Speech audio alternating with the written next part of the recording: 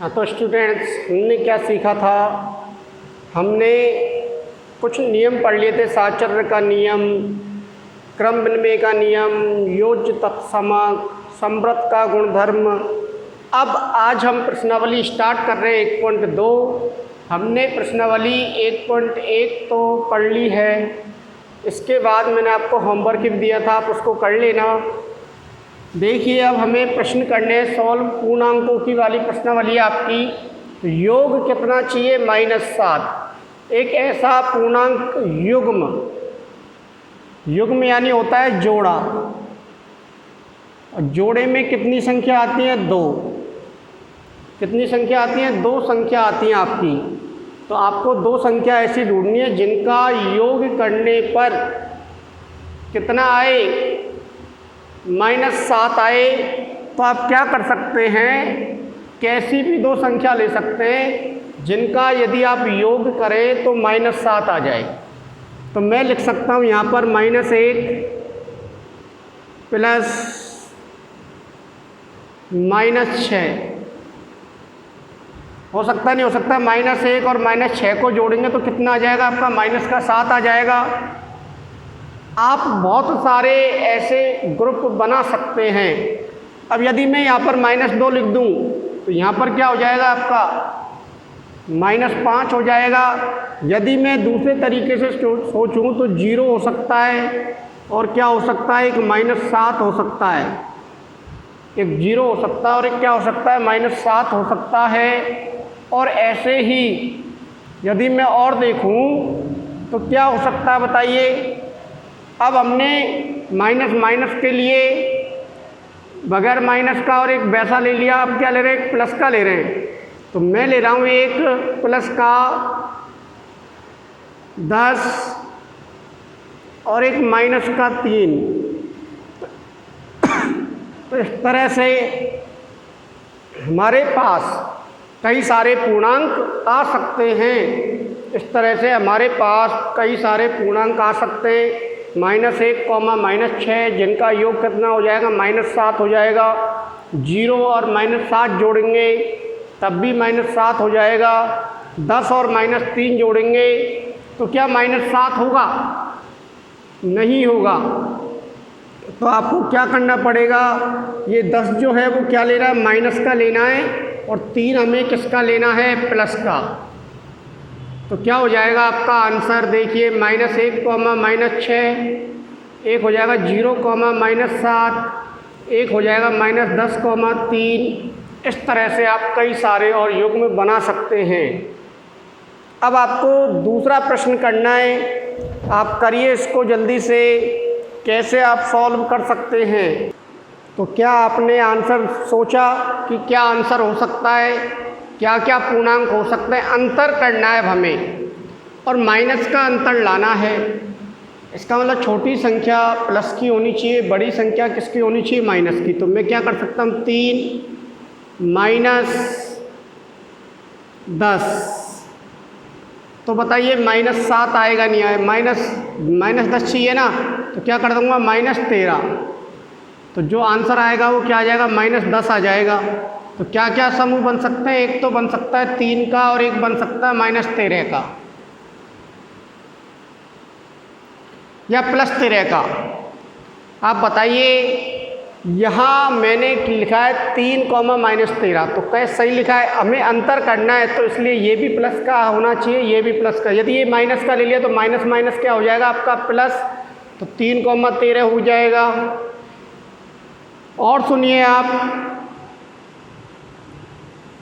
यदि मैंने ले लिया यहाँ पर अंतर करना है हमें, तो -5 और माइनस ले लिया मैंने 5।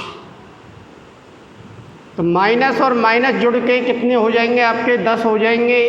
तो यहाँ पर जो ग्रुप आएगा वो पहली संख्या तो किसकी दिख रही है? माइनस की, और दूसरी किसकी दिख रही है आपको? प्लस की।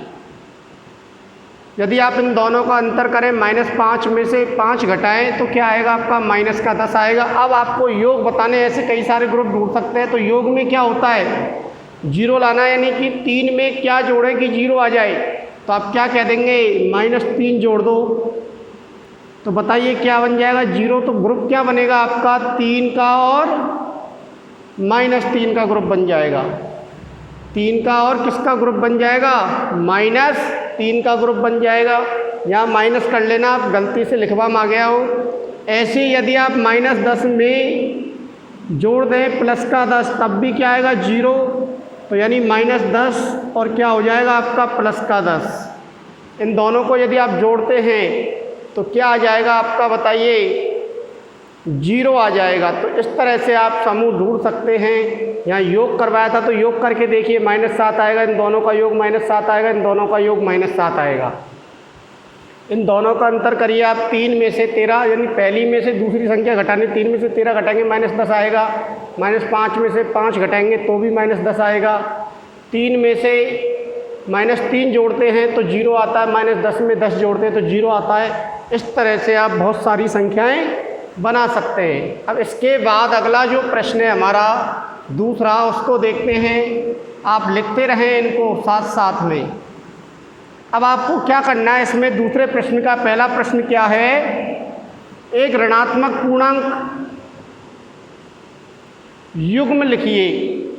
युग्म यानी क्या होता है, जोड़ा होता है। युग्म यानी क्या होता है, जोड़ा लिखना है आपको, जिनका अंतर करने पर क्या आ जाए 8 आ जाए।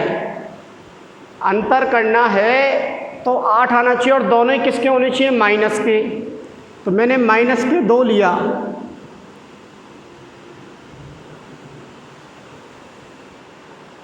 सुना ध्यान से, और मैंने यहाँ पर -8 ले लिया, सपोज करो -10 ले लिया।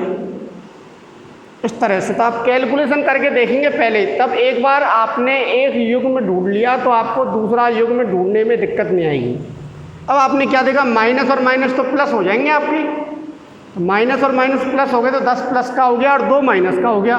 तो उत्तर जो आएगा वो क्या आ जाएगा आपका -2 + 8 + 10, तो आ जाएगा आपका 8। यानी जो युग्म बनेगा वो क्या बन जाएगा आपका -2, -10। दो ऋणात्मक संख्या ढूंढनी है। अब आपको और संख्या यदि लिखनी है तो -3 ले लेंगे यहाँ पर। तो यहाँ कितना ले लेंगे बताइए, 11 ले लेंगे माइनस का। तो बताइए -3 और +11 यदि आप अंतर कर रहे हैं तो क्या आ जाएगा, 8 आएगा नहीं आएगा। हमने आगे सॉल्व कर लिया, शुरू में क्या कर रहे हो आप, अंतर कर रहे हो, दो माइनस पूर्णांकों का क्या कर रहे हो, अंतर कर रहे हो। इसके बाद अगली स्टेप मैंने समझाइए कि कैसे आता है। तो क्या हो जाएगा बताइए, समूह -3 का और -11 का आप अंतर करिए तो क्या आएगा आपका -2 में से आप 10 घटाइए माइनस का तो 8 आएंगे, -3 में से भी आप कितना घटाएंगे, -11 घटाएंगे तो भी कितना आएगा, 8 आएगा। ऐसे ही आपको एक ऋणात्मक पूर्णांक लिखना है और एक धनात्मक पूर्णांक लिखना है, जिनका योग करें तो क्या है -5। तो मैंने ऋणात्मक लिख दिया 10 या 12 लिख दिया। 12 में क्या जोड़े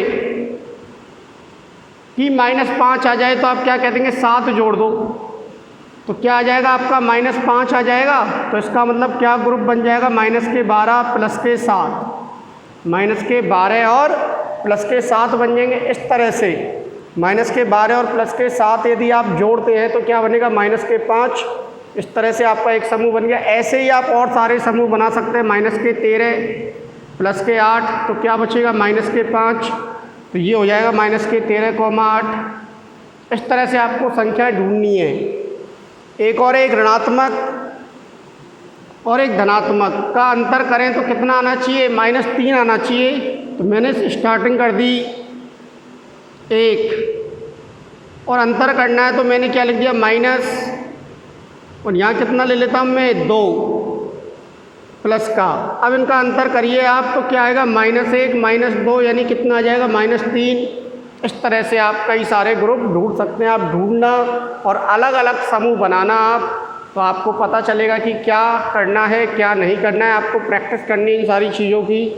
अब थोड़ा हम आगे बढ़ते हैं और एक अगला सवाल करते हैं। इसको लिख सकते हैं आप इसको लिख सकते हैं। हाँ तो देखिए स्टूडेंट्स, अब हम अगले प्रश्न करते हैं। और ये हमारी प्रश्नावली के लास्ट प्रश्न हैं दोनों ही। इसके बाद हमारी ये प्रश्नावली क्या हो जाएगी, समाप्त हो जाएगी। तो 2 प्रश्न हैं। पहला तीसरा प्रश्न तो ये है कि कोई टीम ए है, टीम ए ने किसी प्रश्नोत्तरी में कितने कितने अंक प्राप्त किए। पहले राउंड में -40, दूसरे में 10 और तीसरे में 0। और एक टीम बी है, उसने एक बार 10, एक बार 0 और एक बार -40 अंक प्राप्त किए। तो किस टीम ने अधिक अंक प्राप्त किए। तो हम क्या करेंगे, टीम ए द्वारा, तो टीम ए के कुल अंक निकालेंगे, कुल अंक निकालेंगे तो क्या करना पड़ेगा, -40 + 10 + 0। तो जोड़िए आप, 0 जोड़ते तो कोई फ़र्क पड़ेगा ही नहीं। तो -40 + 10 और ये माइनस है, ये प्लस है, तो क्या आएगा, -30 आ जाएगा आपका। ये -40 है, प्लस के 10 है, तो क्या आ जाएगा, -30 आ जाएंगे आपके। ऐसे टीम बी के अंक देखो आप, तो टीम बी के कुल अंक कितने हैं बताइए। तो टीम बी के कुल अंक जोड़े तो 10 + 0 + -40। तो पहले 0 जोड़ा तो 10 ही आएगा, फिर -40 हैं। अब ये प्लस माइनस आ रहा है तो क्या हो जाएगा बताइए, माइनस हो जाएगा। मैं बता चुका हूँ आपको, 10 में से 40 घटाइए आप तो क्या बचेगा, -30 बचेगा। तो ये अंक और ये अंक दोनों ही क्या आ रहे हैं, समान आ रहे हैं। तो आप क्या लिख देंगे, किस टीम ने अधिक अंक प्राप्त किए। तो आप क्या कह देंगे, दोनों टीमों ने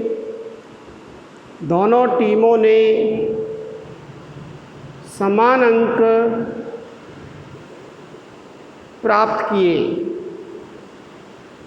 दोनों टीमों ने कैसे अंक प्राप्त किए, समान अंक प्राप्त किए। इसके बाद कहा जा रहा है कि पूर्णांकों को किसी भी क्रम में जोड़ा जा सकता है। तो आंसर क्या आ जाएगा आपका, हाँ। क्या सभी पूर्णांकों को किसी भी क्रम में जोड़ा जा सकता है, तो उत्तर क्या आएगा, हाँ। तो देखिए आपने पहले तो इन पूर्णांकों को जोड़ा, यही पूर्णांक तो है, -40 -40, 10 10 और 0 0। पहले आपने इस क्रम में जोड़ा, उसके बाद इस क्रम में जोड़ा, तो आपका जो आंसर आया वो क्या आया, समान। तो आप क्या कह सकते हैं कि पूर्णांकों को आप किसी भी क्रम में जोड़ सकते हैं। ये आपका क्या कहलाता है, क्रम विनिमय का नियम कहलाता है। कौन सा नियम कहलाता है, क्रम विनिमय का नियम कहलाता है। इसके बाद हम करते हैं अगला प्रश्न, चौथा। चौथे प्रश्न में आप देखेंगे यहाँ पर मैंने आपको कुछ नियम बताए थे। तो इसमें जो नियम बन रहा है, देखिए ध्यान से, -5 + -8। तो अगली बार क्या आ गया, -8 आ चुका है, तो इसका मतलब -5 आएगा, नहीं आएगा वहाँ पर। तो यहाँ पर क्या आ जाएगा, -5 आ जाएगा खालिस्तान में। और ये कौन सा नियम है आपका, क्रम विनिमय नियम है। कौन सा नियम है, क्रम विनिमय का नियम है। क्रम विनिमय का नियम क्या होता है, यदि संख्याओं का आप क्रम चेंज कर दें, तो देखो -8 को यहाँ लिख दिया पहले, या बाद में लिखी हुई थी, या पहले लिख दिया, तो बाद में क्या आ जाएगा, -5 आ जाएगा। आपको इस तरह से नियम ढूंढना है। अब आप जोड़कर देख लो, भले -8 और -5 कितने हो जाएंगे, -13 हो जाएंगे। और यहाँ पर आपने देखा तो -8 और -5 जोड़ेंगे तो कितना आ जाएगा, -13 आ जाएगा। इसी प्रकार -53 में क्या जोड़ा जाए, -53 में क्या प्लस किया जाए कि यही आ जाए। तो आप क्या कहेंगे, 0। क्या जोड़ेंगे आप, 0। तो ये होता है आपका क्या, योज्य तत्समक। क्या होता है आपका, योज्य तत्समक सिखाया था मैंने आपको। तो योज्य तत्समक होता है 0 की क्या जोड़ें -53 में, कि आपको -53 ही आ जाए। तो आप क्या कहेंगे, 0 जोड़ना पड़ेगा आपको। इसके बाद 17 में क्या जोड़ें कि 0 आ जाए। तो 17 में क्या जोड़ें, तो इसका जस्ट विपरीत चिन्ह जोड़ दीजिए। तो 17 में आप क्या जोड़ देंगे, -17 जोड़ देंगे तो क्या आ जाएगा, 0। और इसको हम क्या कहते हैं, इसको हम कहते हैं योज्य प्रतिलोम। प्रतिलोम यानी होता है उल्टा, योज्य यानी जोड़ना। तो क्या जोड़ें, तो उसका विपरीत जोड़ दो, उसका उल्टा जोड़ दो एक तरीके से। तो 17 का विपरीत चिन्ह क्या होगा, +17 का, तो -17 जोड़ देंगे तो क्या आ जाएगा, 0 आ जाएगा। और ये है आपका साचार्य। ये आपका साचर्यता है, ये भी आपका क्या है, साचर्यता है। ये सभी नियम मैं आपको पढ़ा चुका हूँ, सुनना ध्यान से। क्या हुआ देखो, 13 आ रहा है, 13 आ रहा है, -12 आ रहा है, -12 आ रहा है, तो बताइए यहाँ पर क्या आएगा फिर। सेम ये संख्याएं आपको उधर भी दिख रही हैं, लेकिन इसमें क्या किया गया, पहले की 2 संख्याओं को कोष्टक में पैक कर दिया, लास्ट की को अलग कर दिया। इसमें क्या कर दिया, 2 लास्ट की संख्याओं को एक समूह में बना दिया और तीसरी को क्या कर दिया, अलग कर दिया। तो यहाँ पर जो आएगा वो क्या आ जाएगा आपका, माइनस के साथ आ जाएगा। तो ये साचर्यता का जो नियम बताया था, मैंने बताया था a + b + c। तो पहले a को और b को साथी बनाइए और बाद में किसका साथी बना देंगे, b को c का साथी बना देंगे। तो ये पहले साथी बन गया, फिर इसका साथी बन गया, और ये दोनों ही आपस में क्या आते हैं, बराबर आते हैं। ऐसे देखो, -4 यहाँ है, -4 यहाँ भी है, 15 यहाँ पर भी है, 15 यहाँ पर भी है, तो -3 और आना चाहिए। तो यहाँ पर जो आएगा वो क्या आ जाएगा आपका, -3 आ जाएगा। तो आपको यहाँ पर जोड़कर और ऐसे कैलकुलेशन नहीं करनी है, थोड़ा सा दिमाग लगाना है और देखना है कि यहाँ पर आपका कौन सा नियम बन रहा है, यहाँ पर आपका कौन सा नियम बन रहा है, यहाँ पर आपको ये देखना है। इसके बाद हम पूर्णांकों का क्या सीखेंगे, गुणा सीखेंगे। इसके बाद हम पूर्णांकों का क्या सीखेंगे, गुणा सीखेंगे। तो देखिए अब पूर्णांकों का गुणा कैसे किया जाएगा ये भी सीख लेते हैं हम। पूर्णांकों का गुणा कैसे किया जाएगा, ये आपकी एक्सरसाइज समाप्त हो चुकी है। अब हम सीखते हैं गुणन, पूर्णांकों का गुणा।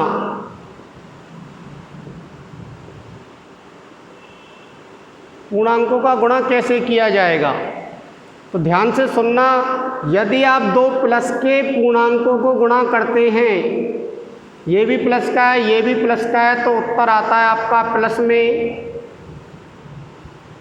यदि आप 2 विपरीत चिन्ह के पूर्णांकों का गुणा करते हैं, तब भी क्या आता है आपका, प्लस में आता है उत्तर। यदि आप विपरीत चिन्हों को गुणा करते हैं, एक प्लस का है, एक माइनस का है, तो आपका जो उत्तर आता है वो क्या आएगा, माइनस का आएगा। और ऐसे यदि आप दोबारा से विपरीत चिन्हों का गुणा करेंगे, तो आपका जो उत्तर आएगा वो किसका आएगा, आपका माइनस का आएगा। तो ये 4 तरीके होते हैं आपके, जिनको हम गुणा कर सकते हैं पूर्णांकों का। दोनों समान चिन्ह होंगे, समान चिन्ह होंगे तो प्लस आएगा, विपरीत चिन्ह होंगे तो क्या आएगा, माइनस आएगा। ये बात ध्यान रख सकते हैं आप। मैं उदाहरण दे रहा हूँ इसका।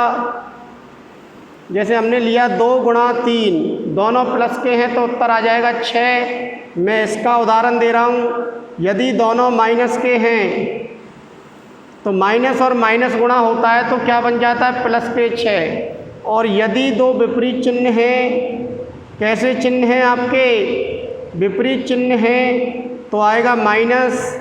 और अब भी विपरीत चिन्ह हैं, क्रम बदलने से कोई भी प्रभाव नहीं पड़ता है, आपको पता है। और ये विपरीत चिन्ह है, बस मैंने आपको क्रम बदल दिया तो तब भी क्या आएगा, माइनस। तो इस तरह से आपके पूर्णांकों के गुणा किए जाते हैं। आपको एक ही बात ध्यान रखनी है, समान चिन्ह गुणा होंगे तो प्लस आएगा और विपरीत चिन्ह गुणा होंगे तो माइनस आएगा। तो मैं लिख सकता हूँ समान चिन्ह, 2 समान चिन्ह गुणा होंगे तो प्लस आता है, और 2 विपरीत चिन्ह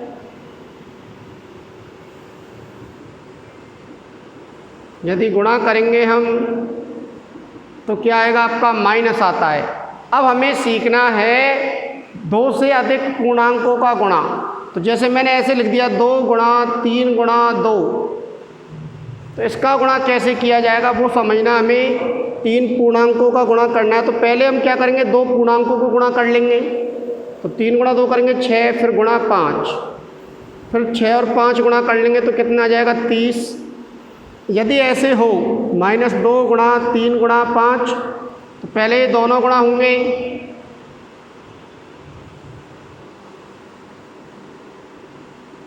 पहले ये दोनों गुणा होंगे तो माइनस के 2 और प्लस के 3 विपरीत चिन्ह गुणा हो रहे हैं तो माइनस के 6 फिर गुणा 5, फिर क्या हो रहा है माइनस और प्लस गुणा हो रहा है तो फिर माइनस आएगा तो क्या आ जाएगा माइनस के 30। तो इस तरह से हम 3 पूर्णांकों का भी गुणा कर सकते हैं। इस तरह से हम 3 पूर्णांकों का भी गुणा कर सकते हैं। और 3 से ज़्यादा पूर्णांकों का यदि हमें गुणा करना है तो जैसे ऐसे है आपका, इनको गुणा करना है तो पहले हम 2 को गुणा करेंगे 6, बचे हुओं को ऐसे लिख लेंगे, फिर दोबारा 2 का गुणा करेंगे तो 6 पंजे 30, फिर बाद में गुणा करेंगे तो कितना आ जाएगा 120। यानी हमें 2-2 संख्याओं को लेना है, 2-2 पूर्णांकों को लेना है और उनके चिन्हों का भी ध्यान रखना है आपको कि वो कौन से चिन्ह के हैं और फिर हमें आगे गुणा करते हुए चलना है। तो हमने अब पूर्णांकों का गुणा करना सीख लिया है, हम आगे और भी पढ़ेंगे। आज के लिए बस इतना ही।